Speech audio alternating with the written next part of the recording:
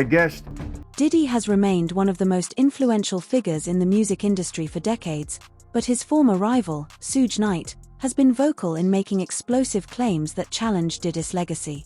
Knight alleges that Diddy's success didn't come solely from talent or business acumen, but from a calculated series of moves that offended some very powerful people in the industry, potentially setting the stage for his downfall before he ever gets the chance to reveal the truth about his connections. guest Suge Knight. Everybody knew what was going on with Puffy for years. The higher up was doing to him. He repeated what they was doing to him, and he does it to everybody else. And that's a cycle that's been going on in the music business. Like, I never was at those parties, it's a good thing for that, but I never was officially a part of the music party life. I was in the music business, doing what I did to do to take care of me and mine. No more, no less. Knight has repeatedly claimed that Diddy was groomed into becoming the person he is today. According to Knight, Diddy wasn't born a villain but was shaped into one through the brutal dynamics of the music industry. This idea brings attention to the darker, unseen side of Hollywood, where those at the top often repeat the cycle of harm and manipulation they were subjected to themselves. Like, not cutting you off, but he was an informant for years. Was he really? Yeah. That's why when people was like, oh, he's going to run, oh, he's not. The reason why these type of people get caught up, they always been feeling they bigger than the law because they part of the law. You know? And as you know, all these people get tired of their rats sooner or later. You know what I mean? And but at the same time, you know that. You can't, it's one thing, when I first got to sharing it, right? I come from the state where we don't police, we don't talk to police, if they trying to talk to us, we cuss them out. In a bombshell revelation, Knight has also gone so far as to say that Diddy was an FBI informant. In an interview with Michael Franny, an individual with ties to organized crime, Knight explained how Diddy managed to avoid significant legal consequences over the years despite his involvement in questionable activities. Knight argues that Diddy's ability to skate by unscathed, even when others were being caught, could only be explained by his cooperation with law enforcement. Was a millionaire. Him being a confidential informant, him getting money like that, it was favors. He been getting favors and been paying law enforcement people for years to protect him. You understand? To protect him. We had a lot of people on the payroll when we was doing security. Somebody might have this. Other insiders have supported these claims. Gene Deal, another figure with ties to the music industry, has confirmed Diddy's alleged connection to the FBI. Kanye West has even added fuel to the fire by publicly accusing Diddy of being a federal informant, fueling speculation about his true role in the industry. But as far as Meek Mills, Puff Daddy, whoever, none of these niggas, all you fake hard niggas, you. Hold on. Okay. All you fake hard niggas, you. You know what I'm saying? I'll get because you can't shoot nobody anyway, and the reason why you got to talk is because you did a deal, you fed. You know what I'm saying? That's why you gotta come at me, because part of the deal for you to be able to do all that and get out of jail is that you promise that you're gonna go pull my coat card. So y'all niggas shut the up about me. Now let me say it calm. You niggas shut the up about Michael. Knight also shared a personal story to further emphasize the point, recounting a time when a black police officer attempted to recruit him as an informant. When Knight refused, the officer warned him about the reach of government surveillance. Knight believes that Diddy's untouchable status, along with his ability to avoid jail time, points to a deeper connection with law enforcement, suggesting that he may have been working as an informant all along. One day he said, man, I just want to say words to you, one black man to another. All right. He said, this night, they want you and they continue to want you. He said, the FBI, the government is so advanced, they can have planes that you can't see, but can read your license plate. They say most of the people you want to talk to, your guys, shit, probably wearing a wire. And I didn't say nothing then, I thought about it. And then as life went on, everything is cameras, everything is conversation. For a guy, a part of a certain world and you never go to jail and you never go to prison, it's impossible. Further complicating matters, Knight highlighted Diddy's significant influence and the powerful people in his circle. For example, Knight suggested that Diddy's connections go beyond the music world, mentioning former President Obama's involvement in securing pardons for Diddy's associates. He also pointed to Diddy's relationship with influential religious figures like televangelist T.D. Jakes, whose ties to Diddy, according to Knight, could be more significant than publicly known. Though Jakes has denied any close relationship with Diddy, the theory that their connection goes deeper remains a part of the narrative pushed by Knight and others. Look at the things he was able to do. You were able to do all these things, nothing happened. His friend, one of his partners, they got convicted for selling drugs for the company. Nothing never happened to him. And he got Obama to give him a pardon with no problem at all. I can go to Obama and say, hey, my childhood friend is in prison for life, let him go. It would never happen. Another theory proposed by Knight is that Diddy's problems in recent years could be a result of his clash with industry mogul Lyor Cohen. According to Knight, Diddy attempted to take a larger cut of the profits from his highly successful Ciroc brand, which led him to push back against Cohen.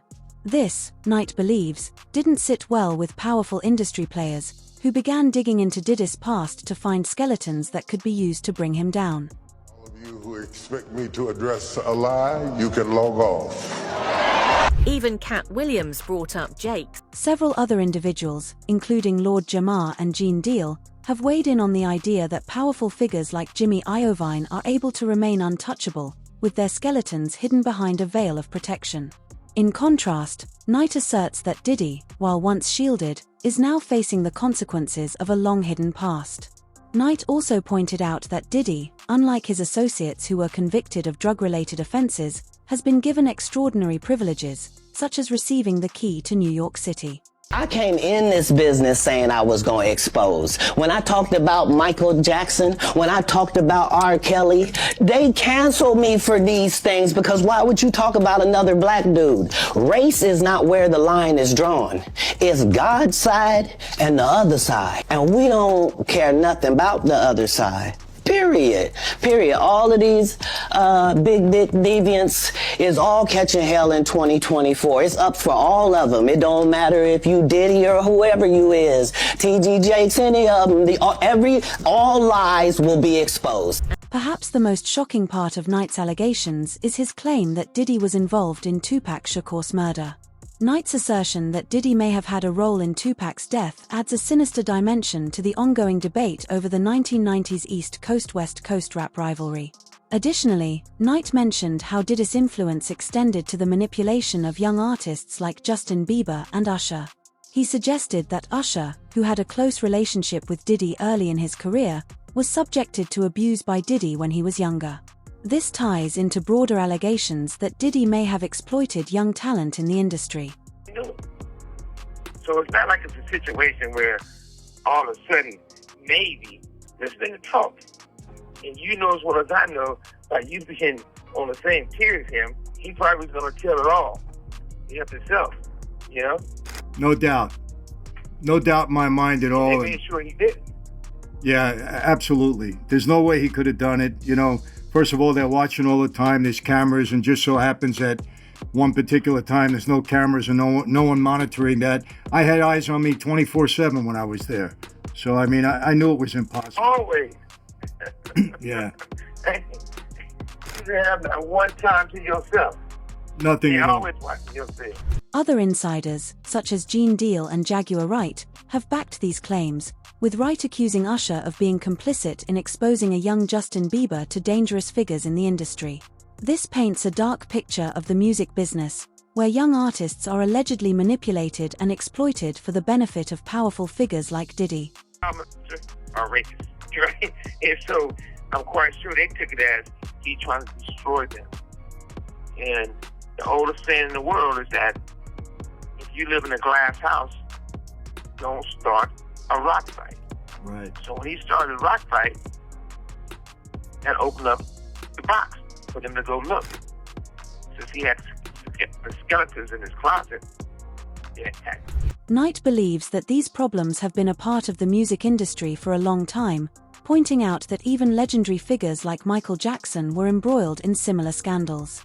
He suggests that the same issues that plagued Jackson's career continue to impact today's stars, with powerful players using manipulation and control to maintain their influence. Some say that he got a little too big for his britches, and when he ended up suing that liquor company De Leon, that's when it all started going downhill from him. That's when, you know, the real rich motherfuckers started showing you who they really are. So, what does this all mean? Will we ever get solid evidence to back up these explosive claims? And is it time for the music industry's darkest secrets to be exposed? These are questions that continue to be asked, but only time will tell if the truth will come to light. Let us know your thoughts in the comments below, and don't forget to like, subscribe, and hit the bell to stay updated on future developments. Did some things to some powerful people that they're calling in their friends and everything, and everybody's taking their hands off of him. So now he's no longer the altar boy, and he's not in their club anymore. Did you hear him on Jimmy Kimmel? He said, yo, I thought we was friends. Jimmy Kimmel knew he wasn't supposed to ask Puff anything about me, but he's not part of the boys club anymore. The text you've provided discusses some serious accusations and controversial claims about Diddy, including allegations of him being involved in criminal activities, being an FBI informant, and being linked to shady dealings within the music industry. Key figures like Suge Knight, Gene Deal, Kanye West, and others have made similar claims, with discussions pointing to Diddy's rise to power being connected to influential figures, and even involving the deaths of prominent individuals like Tupac and Jeffrey Epstein. They operate in 180 out of 194 countries in the world. You are not going to convince me that 1 + 1 does not equal 2. There is no way they were forced to settle with Puffy in January, and less than 2 months later, his homes are raided. He sues Diego in the spring. Cassie comes out in the fall. He settles with Cassie in 24 hours. Diego is watching this. So when Diego decides to settle with Puff outside of court, they did this knowing full well we about to go after you and destroy you. You are messing with the Illuminati. You have no idea who you effing with, Sean Combs. And when Puff was so quick to settle with Cassie, that showed the whole world he was vulnerable. That showed the whole world he had skeletons in his closet. And do you know what I think Diego did after they settled with Puff? I bet you after they settled with Puff, they probably never even made it to the airplane. They picked up the phone and they called King Charles III.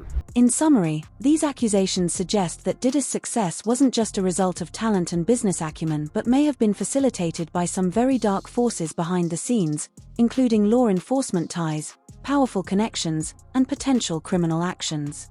These claims have yet to be proven but paint a picture of a much darker side to the music industry, full of corruption and scandal.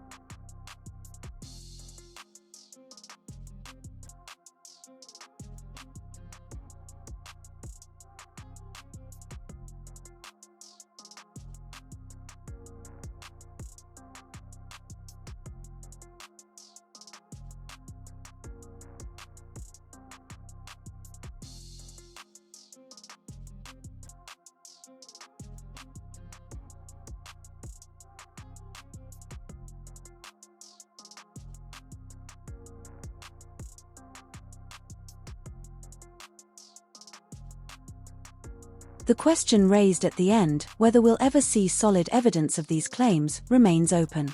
The music industry's hidden underbelly might be exposed, but as of now, much of the information remains unconfirmed, leaving fans and critics to wonder what's really going on behind the curtain. Had sex with him. When he was a kid. I hate to say that. I hate to say that because I really like Justin Bieber. I feel bad for Justin Bieber. And this wouldn't have happened if Justin Bieber came from a wealthy family. Justin Bieber pretty much came from a poor family, but the young man was so talented, and he could have been bigger than Michael Jackson.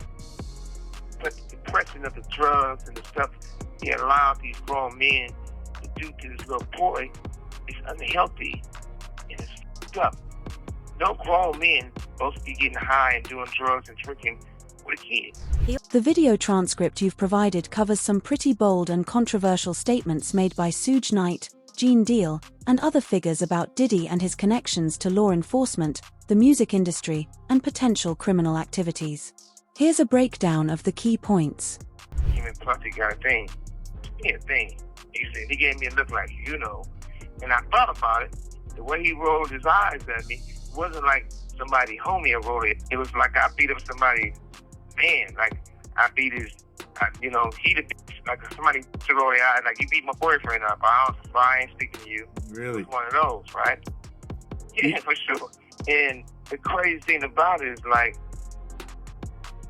Leslie, his mother, and everybody else said the same thing. Well, it was wrong, but if we go and get Puffy in trouble behind that, Usher wouldn't be Usher. He'd be known as the guy who got molested by Puffy. 1. Suge Knight's perspective on Diddy Suge Knight claims that Diddy, also known as Puff Daddy, wasn't born a monster but was made into one through the darker side of the entertainment industry. Knight suggests that Diddy has been groomed over time, becoming a part of a dangerous cycle within Hollywood.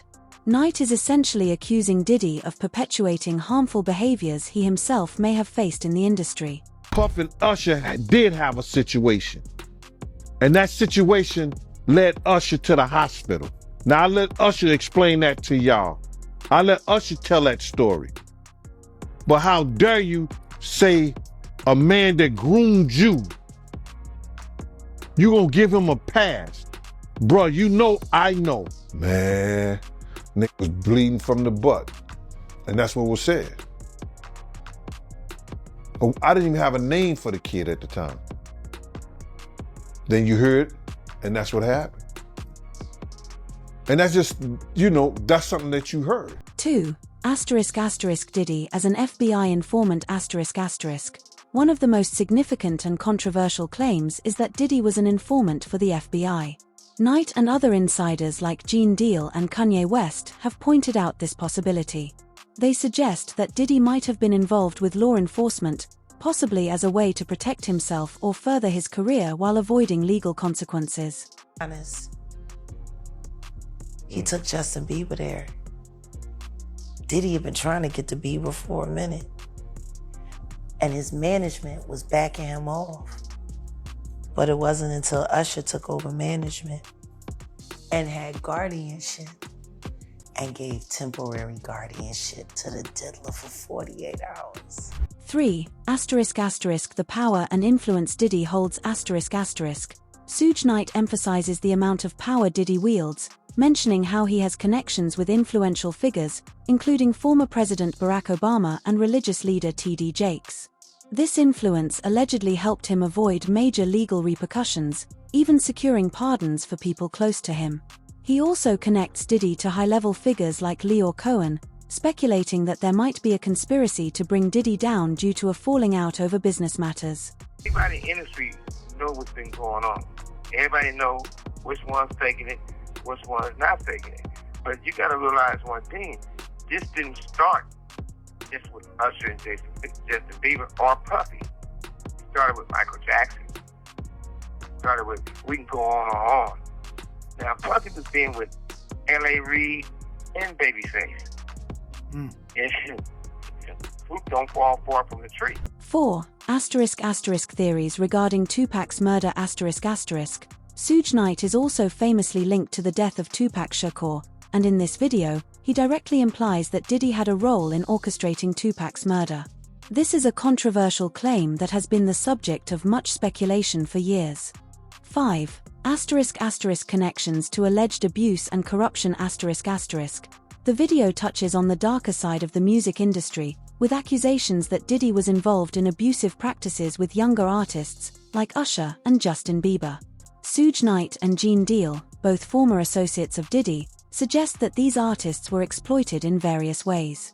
The video also implies that this kind of behavior isn't isolated to just Diddy or the artists mentioned but is a systemic issue within the industry, drawing comparisons to Michael Jackson and others. 6. The ongoing allegations. Despite these heavy claims, it's important to note that many of the allegations are unconfirmed, and some figures, like T.D. Jakes, have denied any close ties to Diddy. Still, the video suggests that the music industry's dark underbelly is something that might eventually be exposed, raising the question of whether we will ever see concrete evidence of these allegations. The big question raised at the end of the transcript is whether solid evidence of these claims will surface. Given the nature of the accusations and the high profile of the people involved, it's likely that this story will continue to evolve, with new revelations or denials. It's also possible that, given the influence of people like Diddy, these issues might remain hidden or go unpunished, unless there's a major shift in how the industry operates or more whistleblowers come forward.